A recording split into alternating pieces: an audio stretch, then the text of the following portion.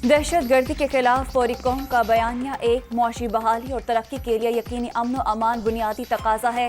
पाकिस्तान के सलामती और दिफा पर कोई समझौता नहीं होगा। दुश्मनों के मुकम्मल खात्मे तक जिद्दोजहद जारी रहेगी। नेशनल एक्शन प्लान में सूबों के किरदार को दोबारा बहाल किया जाएगा। वज़ीर आज़म का लाहौर में आला सतह इजलास से खिताब।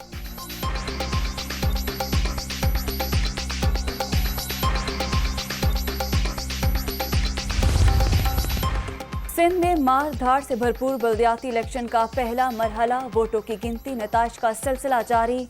पोलिंग के दौरान दिन भर में लड़ाई झगड़े।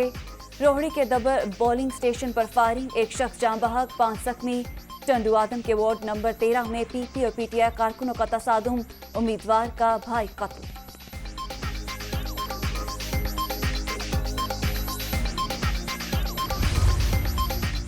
और लोटे ज़मीर बेचकर आवाम की तौहीन करते हैं, ज़िमनी इलेक्शन में इन्हें शिकस्त देना होगी। इमरान खान का लाहौर में वर्कर कन्वेंशन से खिताब। पीटीआई चेयरमैन आमद पर बदनज़मी, कारकुनों की धक्कम पेल, हॉल का दरवाज़ा शीशे टूट गए।